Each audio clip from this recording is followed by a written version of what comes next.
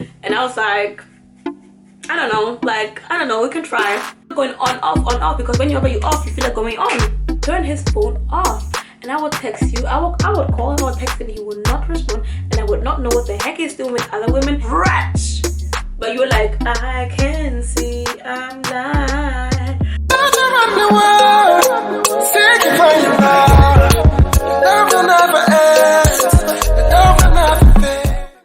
Hey guys, it's your girl ABBEY.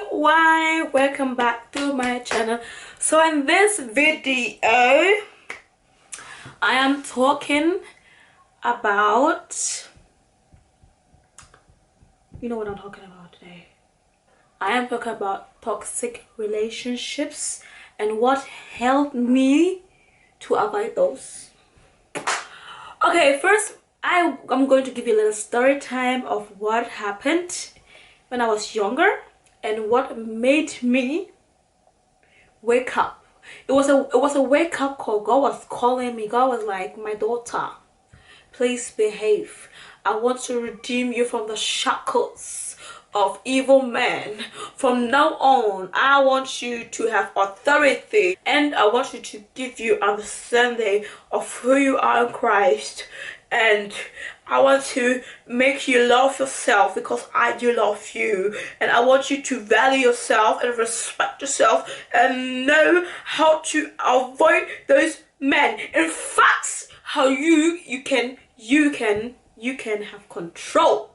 Okay, guys, this is not any manipulative shit. Okay, but first I want to start off by my own experience. So I was with someone in the past. I can't even call it a relationship at this point because I was so young, and it's like it's like so many years back, so I can call it like a childhood experience, childhood friendship, but it opened my eye at a very young age. That's why after that I haven't had any heartbreak. In fact, I'm the one breaking hearts. Basically, it was this person who, like, we were friends, like when we were younger, we were friends like since we were 12 years old. And then I always felt like, yeah, he had like his eye on me, you know, kind of he liked me, like my attention and stuff. But I was giving him a side eye, like bombastic side eye. No, I wasn't doing that. I was just like, basically I was just ignoring him, like I don't really give him attention. I would be like cold, you know, because I was like, no. I was like no. But when I turned like 15 and a half, I was meeting some people. Like I was like interested in guys. Like I wanted to be with someone. I wanted to really find like the one. I was like, I want someone who really loves me, who's right for me, I can see a future with. It was never about any hookups or anything. It was, for me, it was always like from the start, it was real. Then I met someone and the person wasn't it. Like some random dude. I don't even want to talk about it because it wasn't even a relationship or anything. It was just a thing, which was very weird. And then I met someone else who I've met like years back, and I kind of always had like a crush on him, and he was a little bit older. He was like my type, but now my type has changed, which is very funny. But I used to like dark man with beard and some muscle. Like I used to like that. That was my type, but not anymore. My type has changed. Now when I see those guys, I run. I go the other way because I don't want to talk to them because I'm scared. I'm not scared, but I don't want to talk to them. So I just better just avoid them. So then I was with that dude, and I really have feelings for him and stuff, but he was treating me like ish. He was treating me like ish. And then that guy from that friend for me, we kind of reconnected, you know, because our family were also friends. And then he was like, yeah, you need someone who treats you right, you need someone who's gonna love you, blah blah. And I felt like he was, the whole time he was kind of pushing himself on me, like kind of trying to, you know, it was like a whole campaign. It was like a whole campaign, be like, yeah, you need someone who's gonna pray for you. Yeah, do you even know the Bible? Like literally, he was really trying to sell himself as a good man of God. Yeah. And then I had like later, when that situation with that dude, I had really a crush on, when it wasn't really like, when I noticed that this guy is not for real.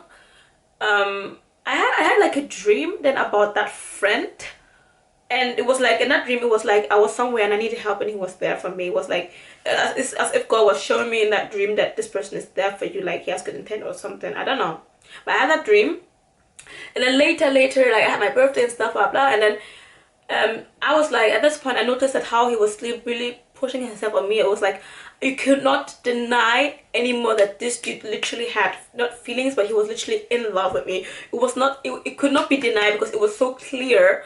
So I, you know, the way I am, I'm the one. I was the one who spoke about it first.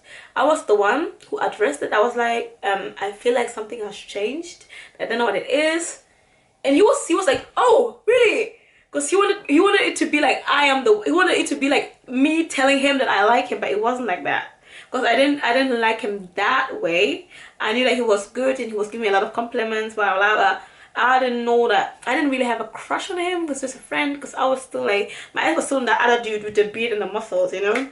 My eyes were still kind of on him, although I knew that it wasn't going to, you know, be anything serious. My mind was still on that guy. So I addressed it and I was like, yeah, I feel like something has changed, blah, blah, but I think you have feelings for me. And he was like, no, you have. I was like, no, but we're not playing these games over here, okay?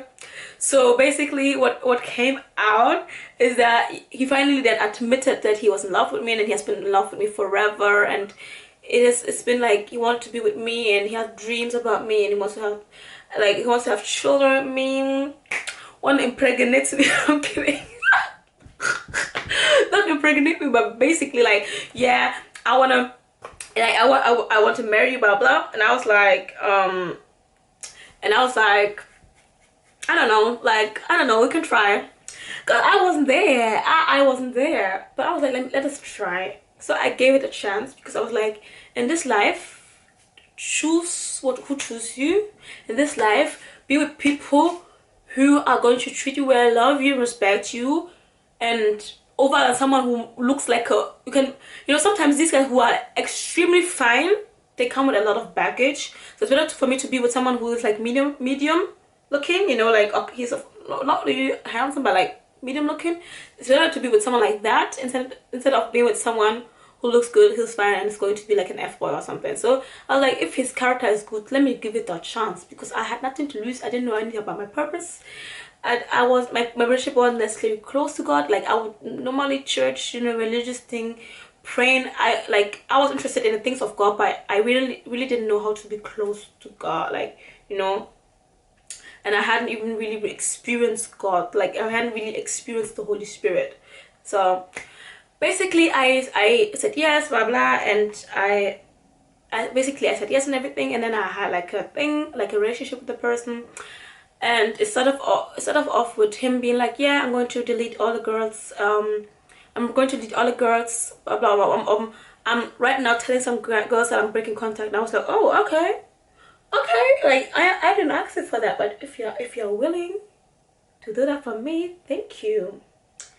That was what I said, and little did I know that it was all a lie. Little did I know that it was all a liar. And I have a song, it's called I Don't Mingle With Liars. It's like, I don't mingle with liars. I don't mingle with liars. I don't mingle with liars. I don't mingle with liars.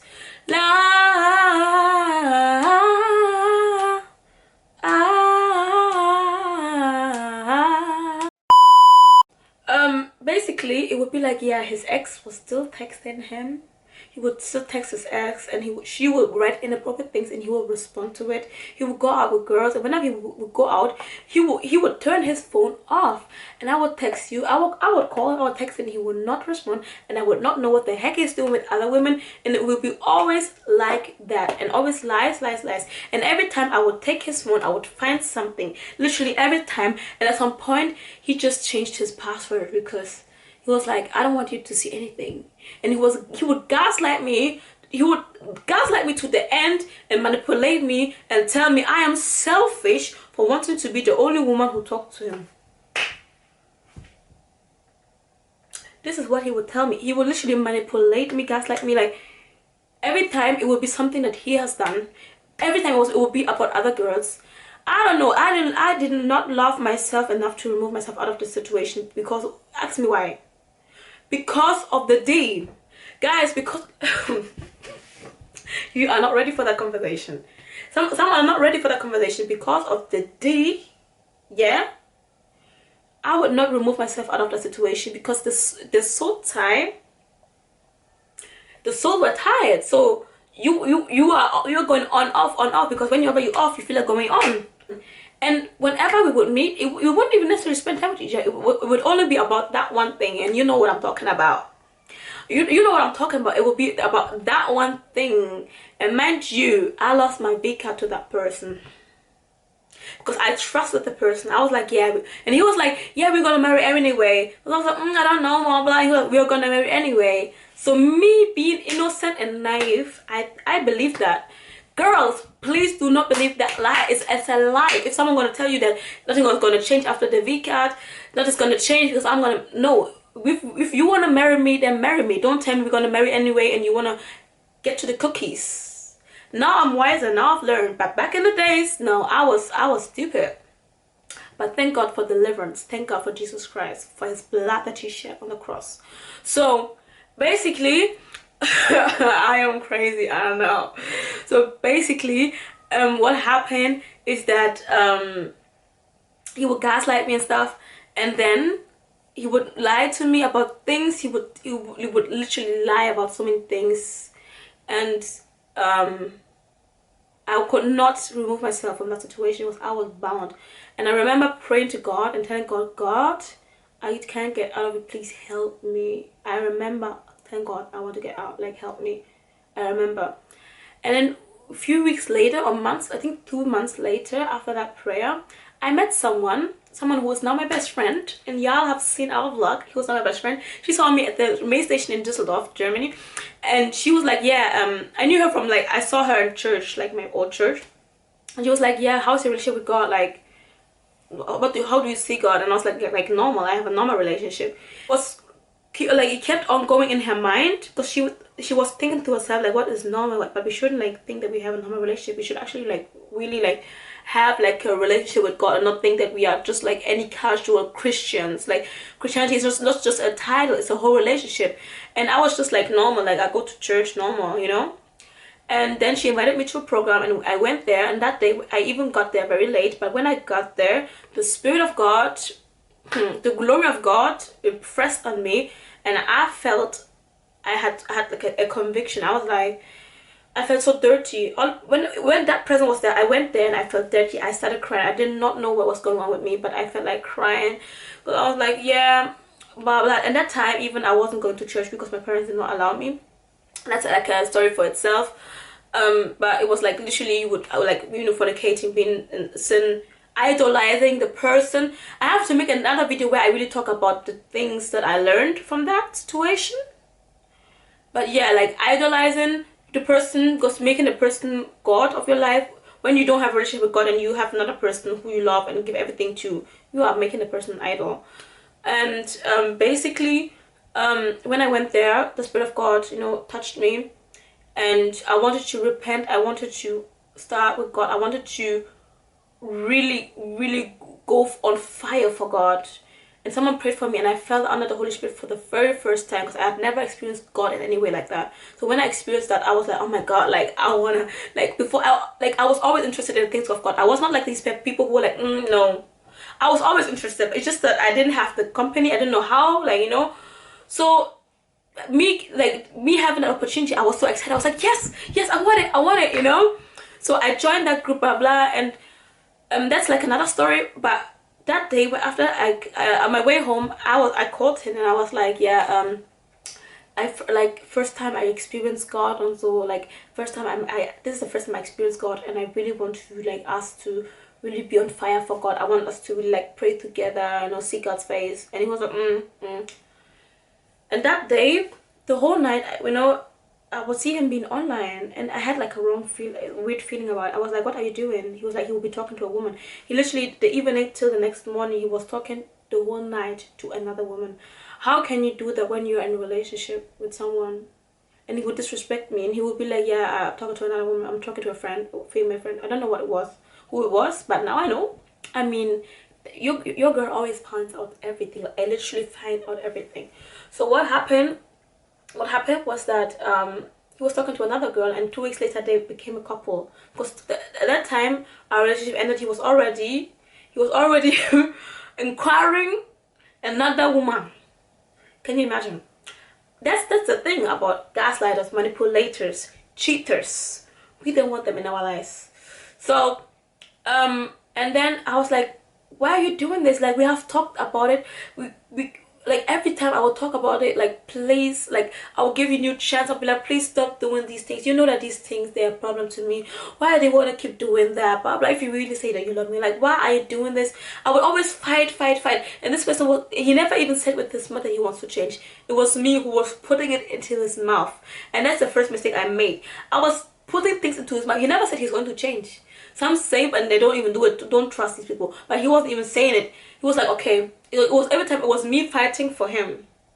So at the end of the day, what happened basically was that what happened at the end? Yeah. So at the end of the day, I was like, make a choice. Make a choice. What do you want, even? He was like, yeah, he had already made his choice. I was like, oh, so have you just broken up with me? This is how you want to break up? He was like, yes. I was like, yo, I feel like I gave you everything. Like, I gave you me. Like, I gave you me, I gave you my soul. No, this is no joke. I gave you my soul. Literally, I gave you my soul. And this is how you want to break up with someone who gave you your soul. Okay, so basically, over Snapchat, someone that you really like fell in love with, and then he had the disrespect to also make his best friend, make an audit to me, be like, oh, whose numbers is this? I don't see no name. Who are you? And they will be laughing about it, and he will go to parties and then post about it. Him be with other women, just to make me be heard. Like, my friends were like, what's wrong with this guy? You know, my white friends, they were like, because white men, they don't act like that. Sorry, but they don't act like that. Like, not all of them are correct, but to have the audacity to intentionally hurt someone, are you okay in your minds? That's what he did. He always wanted to intentionally hurt me, intentionally make me jealous and this stuff. And when that happened, after that, I was like, hey, me. I will not allow anyone to destroy me again. Because I was broken, and that brokenness, I used all the strength that I had to seek God. I was seeking God, asking him to heal me. And that's what he did. After 3 months, I can tell you, I was healed after 3 months. After 3 months, I was like, dude, you're bad. You're a bad man. And I probably said I was healed, but later, when I found out many things of what he did, I was not I did not forgive him, and I used to like hate him with my whole chest. I would hate him with my whole chest. I was like, you're a son of Satan. I would be like, hey, the devil is in you. I used to hate him. I wouldn't even wish him any. Before I was wishing him, like, I was praying for him. Even after he broke my heart, I was praying for him. But when I found out everything, I was like, yo, you are a bad person. You are a wicked person. You are bad. You are bad. You are bad. You are bad. Hey, guys, this is another thing. I don't want to go too far because, you know, I'm actually not telling you everything because it's going to be such a long story to tell everything about like his whole relationship.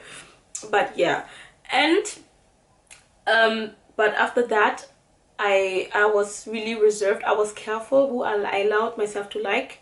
Cause like, I would like guys, like literally it's normal to like people. Like, I would like someone, for example, be with friends with someone, and like, you know, like the person, but I would not let myself go so much that the person can break me, because I was like, no, I am not going there anymore. So if someone even likes me, I will not be like, you like me, so I'm going to give you my all. No, I'm not doing that anymore. I want to see your actions. And if I feel like this thing, it doesn't even have any future, because many times we see these red flags but we ignore them. Many times we see these red flags but we ignore them. Let me repeat. Many times we see the red flags but we ignore them. Please stop ignoring the red flags. They are reds. They are red like the blood. It's like red. But you're like, I can see, I'm blind. Hey, no, don't do that. Honey, don't do that. Trust me, don't do that.